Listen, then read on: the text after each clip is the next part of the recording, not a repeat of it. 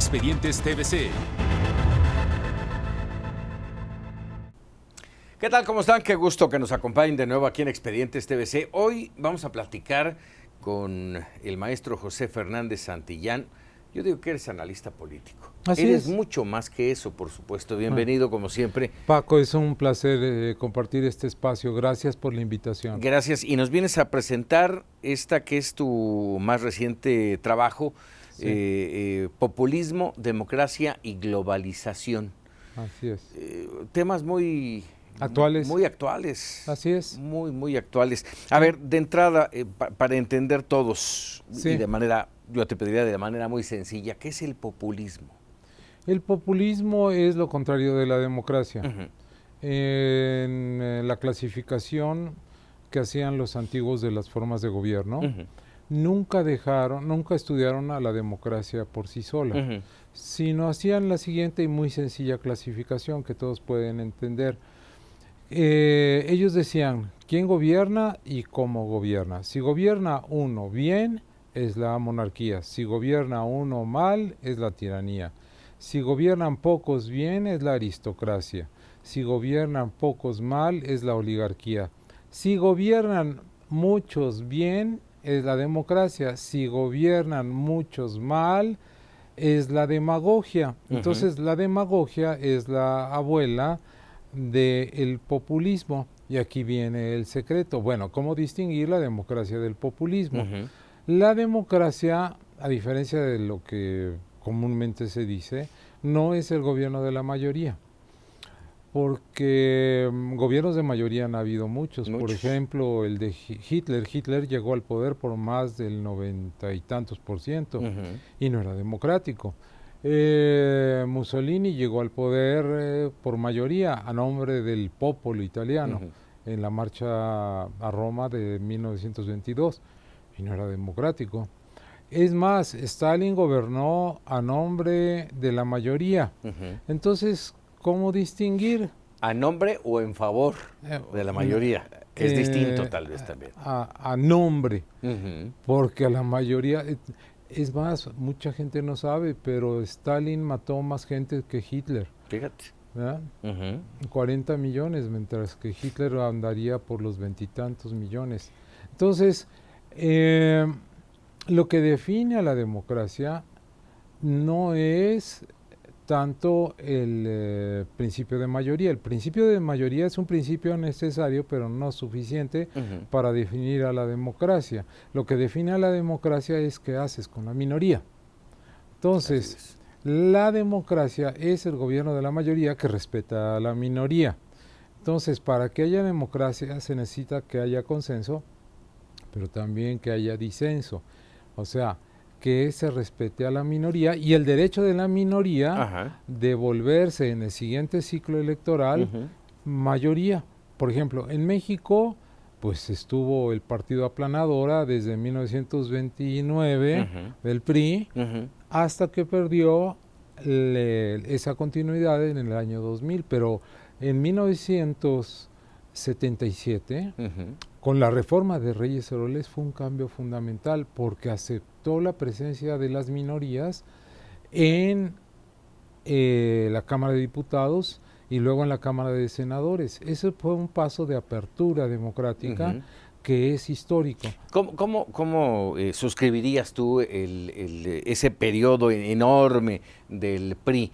¿Populista, neoliberal, democrático? ¿Cómo lo defines? Fue una transición a la democracia. Una transición a la democracia. Así es. Nos costó mucho trabajo. Mucho trabajo, mucha sangre, muchos esfuerzos y muchas negociaciones. Fuimos pasando de la política vertical, de que todo lo decidía el presidente, a una política horizontal, en donde para tomar decisiones se necesitaban crear consensos. Eso es lo definitorio de la democracia, que la mayoría no puede tomar decisiones sin tomar en cuenta a las minorías.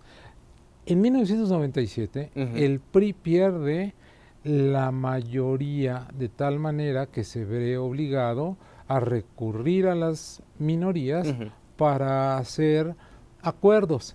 Y en todos los países parlamentarios así sucede, ¿no?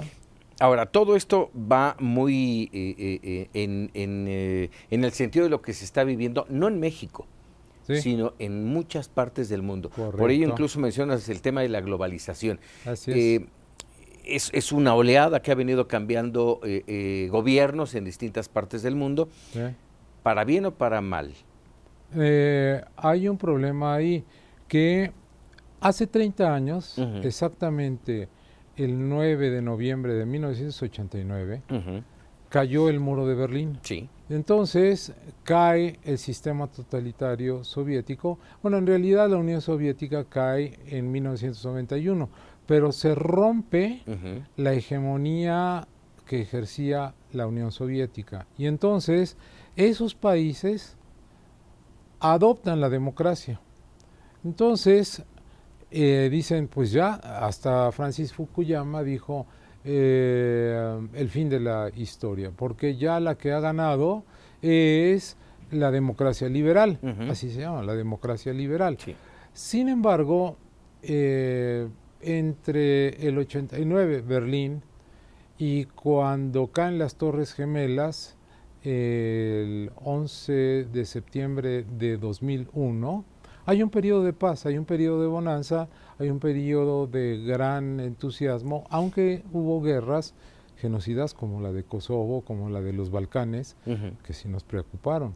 Entonces, de repente, aparecen dos cosas que cambian la historia contemporánea y que son, por un lado, el Brexit. Ujú. En En 2000. Ujú. 2016 dicen, pero ¿cómo es posible que Inglaterra se salga de Europa si es el corazón de Europa? Si la Ujú. posguerra fue fundamental, ellos Así es. aguantaron, gracias a ellos los nazis no tomaron Inglaterra y de ahí dieron el salto a Estados Unidos y ahora se separen de Europa. Bueno, Fueron los últimos en entrar, así es, reticentes a entrar. así es, porque siempre han sido insulares. Así es. Bueno, el motivo fue un partido populista que se llama United Kingdom Independence Ujú. Party, el partido por la independencia de Del del reino. Reino Ujú, Unido. Y ujú, entonces ese partido populista ujú. fue el que empujó y entusiasmó a los británicos, sobre todo a la gente mayor de edad, para salirse de Europa, el Brexit. ¿Por qué? Y tengo varias preguntas, evidentemente. A Adelante, ver, Paco. necesitamos saber si el populismo de antes es el mismo populismo de ahora. Mm. Necesitamos saber por qué esta nueva oleada, a qué se debe que estemos regresando a un populismo. Se debe a varias razones. En primer lugar, a una decepción de la democracia. La democracia prometió mucho, El y hartazgo. el hartazgo de la democracia. Ujú, Por ejemplo, en Europa ujú.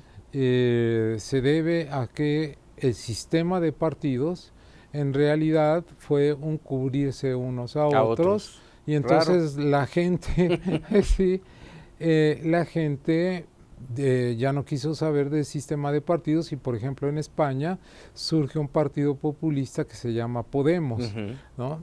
En Italia igual la clase política es menospreciada y surge Berlusconi, que es el primer fenómeno. Ujú. Realmente, Michelangelo Bovero decía, cuidado, porque Italia ha sido pródiga en experimentos primeros que después se expanden. Por Ujú. ejemplo, el fascismo Ujú. fue primero que el nazismo. Mussolini fue maestro de De Hitler Hitler. y el alumno superó al maestro. Y luego aguas porque lo que está pasando ahora en Italia con Berlusconi Ujú. puede que se repita un populismo de derecha y realmente se expandió. Tan se ha expandido que hoy tenemos populismo, dejemos al viejo continente, que nos importa sin duda, pero nuestro continente y concretamente nuestros vecinos nos interesan mucho. ¿Hay Así es. populismo en América? Sí, hay dos tipos de populismo. En Estados Unidos, sin lugar a dudas, con Donald Trump, Ujú, él dijo que iba a limpiar el cochinero que es Washington, porque él era un outsider, o sea, alguien de fuera que no pertenecía a la clase política, así se presentó. Y una cosa importante, el populismo para poder existir tiene que inventar un enemigo, siempre. Siempre. Siempre. La idea del populismo es la política como conflicto, como enfrentamiento. Entonces, si te acuerdas, cuando él anuncia su postulación a la presidencia de la República, dice, los mexicanos tienen la culpa, ellos son violadores, ellos son violentos. Y no nos ha soltado, ¿eh? Y no nos ha soltado. Ahora tiene como blanco a lo que se llama el escuadrón, y que son 4 legisladoras de color, entre ellas Alessandria Ocasio-Cortez y que se vayan a su casa. A Ilhan Omar, que nació en Somalia, una joven y que tomó la nacionalidad, le dijo, regrésate a tu casa. Entonces, ahora dice que no, ahora dice que no es cierto, que no, sí, le dijo así. Es que le han contado 7 mentiras promedio al día. Fíjate. A Trump. Es un mentiroso, es un manipulador. ¿Y qué hacer con ese tipo de funcionarios? Bueno, la defensa de la democracia es la educación cívica, porque el sujeto de la democracia es el ciudadano pensante, mientras que el sujeto del populismo es el pueblo manipulable, que acepta mentiras, que le cree ciegamente al líder. Hay una cosa fundamental en el populismo, la relación entre el pueblo y el líder. Y el que no esté de acuerdo con el líder es el no pueblo. Por eso es que Trump está marginando a estas legisladoras muy de avanzadas, muy aguerridas. Les dice, pues que se vayan, ¿no? Y así también en aquel famoso zafarrancho entre pro-Trump y en contra de Trump, pues eran neonazis. Y dijo, es que en los dos lados hay gente decente, ¿no? Defendiendo a los suyos. A los suyos, claro. A los supremacistas. Vamos a hacer una pausa, José Fernández Santillán, y al regresar me gustaría, bueno, ya tocaste el tema de los Estados Unidos, pero Brasil. Sí. Ecuador, Venezuela, por supuesto, y Bolivia. Me gustaría cerrar, ¿qué está pasando en México? Oh, ¿cómo no? Sí, me parece. Sí, vamos a hacer una pausa y regresamos. Estamos con José Fernández Santillán y populismo, democracia y globalización. Ya estamos de regreso aquí en Expedientes. Ya estamos de regreso aquí en Expedientes TVC, platicando de este trabajo de José Fernández Santillán, populismo, democracia y globalización, de Editorial Fontamara. Bueno, ya tocaste un poco los temas de los que vienes tratando aquí. Ya tocamos el tema de Estados Unidos, Europa, muy someramente. Estados Unidos, exactamente, sí. Europa, América Latina. Sí.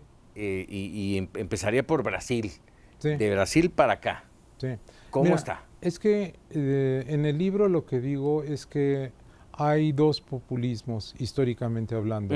Un populismo clásico, sí, que es paternalista y que se dio sobre todo en Argentina con Perón, entre los años 40, en el 45, en Brasil con Getúlio Vargas, que terminó suicidándose, y en México, que fue el único país en donde se institucionalizó con Lázaro Cárdenas, y que todo el sistema fue nacionalista, estatista y populista. La dictadura perfecta. Sí, pero el populismo mexicano creó instituciones y creó realmente servicios sociales importantes, como el Seguro Social, como la Universidad Nacional, como el Politécnico, es decir, logró crear un Estado nacional realmente fuerte, las nacionalizaciones. Déjame decirte ahorita que hablas de todo esto que dejó esa época en nuestro país. Bien cabe aquel refrán de que nadie sabe lo que tiene hasta que lo ve perdido. Así es. Sí, antes no hablábamos de esto, antes no le dábamos ese valor. No, porque el régimen de la revolución creó una constitución que dejó un programa, y ese programa se llevó a cabo cuando se institucionalizó el país y le dio al país estabilidad política y paz social, cosa que no hubo en América Latina. Y además una cosa importante, gobiernos civilistas. Desde Miguel Alemán hasta el día de hoy, todos los presidentes han sido presidentes civiles, cosa que es una rareza en el mundo no solamente latinoamericano, sino iberoamericano, Portugal y España incluidos. ¿Qué pasa? Que después viene la transición a la democracia en nuestros países, comenzando con España en 1975. Entonces viene una ola democrática, pero también se agota el Estado interventor. Entonces hay una contradicción porque nos democratizamos, pero también rompen con una élite que es la élite o familia revolucionaria que había venido construyendo el país en los términos que hemos platicado y se hace del poder en México desde la época de Salinas una tecnocracia. Entonces esa tecnocracia concentra la riqueza en unos cuantos y margina a la población, le pega duro a la clase media y además dicen, bueno, pues nuestro desaguadero para el desempleo son los Estados Unidos, por eso muchos se van para allá y además se incrementa notablemente el crimen y la corrupción y la impunidad. No, terrible. Y el contubernio entre los malos manejos de el crimen organizado, de funcionarios, etcétera, etcétera. Y las crisis económicas. Y ahí es donde aparecen los líderes populistas en América Latina que dicen, pues hay una masa de desheredados a los que no les interesa el gobierno, los capitalizo para mi provecho personal. ¿Ese sería el caso de Hugo Chávez? Ese es el caso de Hugo Chávez. Ese es el caso de Evo Morales en Bolivia. De Daniel Ortega. De Daniel Ortega, exactamente. Es el caso no tanto de Cuauhtémoc Cárdenas, sino, sin lugar a dudas, de Andrés Manuel López Obrador, que, acuérdate, compite Cuauhtémoc Cárdenas por la presidencia en 1988, luego en 1994, en el 2000, y después, desde la izquierda, 2006, Andrés Manuel López Obrador, 2012, Andrés Manuel López Obrador, y 2018 que gana. A ver, ¿hay diferencias? Pues ¿es posible marcar diferencias entre el populismo en Venezuela, en Ecuador y, como dices ahora, en México? ¿Hay diferencias? Hay diferencias y hay No los podemos comparar. Sí se pueden comparar. Te lo pregunto porque cuántas veces oímos al inicio de la campaña política, luego en la propia elección, que decía, no, México va camino a Venezuela. ¿Es factible? Hay semejanzas y diferencias. Comienzo por las semejanzas. Hay una cosa que se llama el ALBA. Es una reunión internacional de pueblos bolivarianos. Clara, auspiciada por Venezuela. Venezuela cuando tenía petróleo, dinero, y creada por Hugo Chávez. Estaban Cuba, está Cuba, Bolivia, Ecuador, estaba, ya se salió. Y muchas islas del Caribe. Fíjate, en América, en todo el continente americano son 44 países. La mayoría de los países, aunque sean chiquitos, están en el Caribe. Entonces, eso le da una gran cantidad de votos a la zona caribeña, que es una zona de influencia cubana y venezolana. Entonces, las semejanzas están en lo siguiente. Siempre hay un líder carismático al que seguir. Ese líder carismático se lanza contra la clase política o la élite en el poder, es decir, la mafia del poder. Igual lo hizo Hugo Chávez. Siguiente, hay un desprecio por las leyes y por las instituciones. La diferencia está en que ahorita Venezuela está de capa caída, está en crisis, tiene una inflación de 1,000,000%, es una cosa demencial. O sea, 3,5 millones de venezolanos que abandonan el país, hay una diáspora.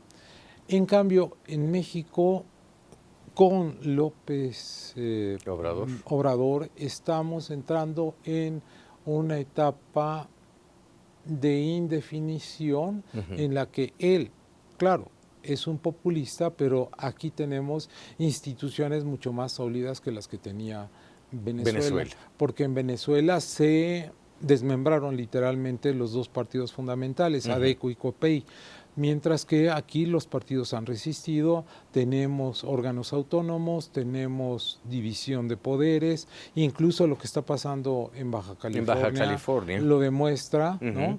Hay gentes incluso dentro del partido Morena que se han pronunciado en contra de ese atraco a la democracia, como ha sido Porfirio Muñoz Ledo. Exacto, rarísimo, dices, espérame, sí.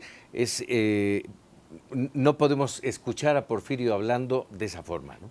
Pero es el único que ha levantado la voz. Sí. Ahora, todo esto que nos mencionas marca una diferencia entre Venezuela y México. Nosotros no vamos en ese camino. Nosotros vamos en un camino hacia el populismo, pero le va a costar mucho trabajo a López Obrador dominar las instituciones y las leyes como las logró doblegar Hugo Chávez y Evo Morales. ¿Por qué? Porque somos un país muy institucionalizado. Además, hay otra cosa que es bien importante. Mira, él dice, ganamos 30 millones de votos, de acuerdo, pero el padrón electoral son 88 millones. Así es. Entonces, si haces las cuentas, 58 millones de mexicanos, sea porque no fueron a las urnas o porque votaron por otras opciones, no votaron por él. Entonces, es una legitimidad relativa. Además, en porcentaje, sin quitarle el sus puntaje histórico, 53%. Desde Miguel de la Madrid, o sea, 30 años para atrás, no había habido esto. Así es. Entonces, la cuestión es que hay que poner el análisis y ayudar a la gente a que entienda en sus justos términos la victoria y no la sobredimensione como lo hace pues, por propaganda propia el propio López Obrador, sino que él entienda que es un país pluralista, que no está pintado de un solo color, sino que este país es pluralista y también en términos regionales. En términos regionales, Morena tiene 7 estados gobernados, pero son 32. El PRI todavía sigue teniendo la mayoría es el partido con más estados gobernados. Así es. Ahora, el populismo, déjame, porque ya se nos viene el tiempo encima. Adelante. El populismo es malo. Tiene un estigma de pernicioso, pues. Sí, tiene una mala fama y una mala prensa, desde luego. Lo voy a definir. Mientras que, y terminar la definición, porque mientras que la democracia no existe si no hay respeto entre mayoría y minoría, porque tanto hay mayorías antidemocráticas como minorías antidemocráticas, como las guerrillas, los grupos terroristas, etcétera. En el populismo, lo que dice, y hay es el mayor ideólogo de los populistas que se llama Ernesto Laclau y que lo estudio también y critico, polemizo con él en el libro. Ernesto Laclau tiene un libro que se llama Las razones del populismo y él dice, no hay posibilidades. El pueblo tiene que tomar el poder y el no pueblo tiene que ser marginado. Él no acepta el disenso. Entonces, esa es la diferencia entre democracia y populismo. Los populistas se van contra el pueblo. Por ejemplo, Recep Tayyip Erdogan, el autócrata que gobierna Turquía, dice simplemente, nosotros somos el pueblo, los demás no cuentan. Entonces, ahí está el punto. En Europa, por ejemplo, lo que ha provocado el populismo es el nacionalismo, pero es un nacionalismo que no entendemos en México, porque es un nacionalismo de derecha que va en contra de los migrantes y han crecido muchísimo. Entonces, ¿qué es el populismo? Es una forma de gobierno y una ideología que parte del hecho de que solo las mayorías gobiernan y que las minorías deben ser marginadas o incluso desaparecidos. En esa hay vasos comunicantes con el fascismo y con el nazismo. Dime una cosa, ¿se le puede enmarcar al populismo en un ala del mundo, vamos, a la izquierda o a la derecha? El asunto es que hay populismos de izquierda y hay populismos de derecha, pero lo que sí, y esto es bien importante, hay una cosa que se llama internacional populista, y que la domina Vladimir Putin desde Rusia. Y él ayuda tanto a los populismos de izquierda como a los populismos de derecha. Por ejemplo, él ayudó a salvar la economía venezolana, que estaba prácticamente en el suelo. Pero también ayuda a Donald Trump, es su gran aliado. Entonces, no importan las ideologías. Aquí no es el antagonismo entre derecha e izquierda, sino entre populismo y democracia. Putin y China tienen como propósito destruir la democracia internacional. Se nos termina el tiempo, José Fernández Santillán. 2 preguntas de 30 segunditos muy breves. A ver, la primera de ellas, ¿qué futuro le ves a México? El futuro que le veo a México es una lucha entre tendencias populistas y inclinaciones democráticas, pero para eso la oposición se tiene que unir, porque quedaron muy maltrechos los partidos de izquierda. Casi pulverizados. Entonces, el gran actor del resurgimiento de la democracia debe ser la sociedad civil. Así es. Y por último te pregunto, caray, ¿ves a México populista? No lo veo populista.